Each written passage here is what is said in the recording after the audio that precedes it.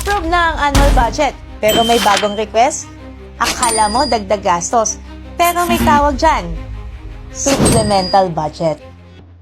Bilang chairman ng Finance and Appropriations, kailangan kong tiyakin na ang supplemental budget ay para sa emergency needs at bagong proyekto na kailangang pondohan agad. Kailan ginagawa ang supplemental budget?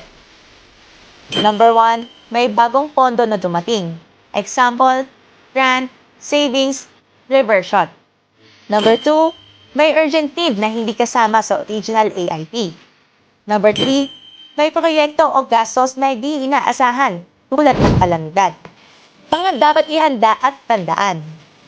Dapat may funding source, may revised AIP, dumaan sa committee at sanggunian, at open pa rin ito for public scrutiny. Hindi ito shortcut, proseso ulit yan. Hindi masama ang supplemental budget kung ito ay tapat at makatao. Ginagamit ito para sa biglaan pero importanteng gastos ng bayan. This is your nagmamahal, Konsehala Lara Ventura. Nagpapaalala, hindi lang basta dagdag budget.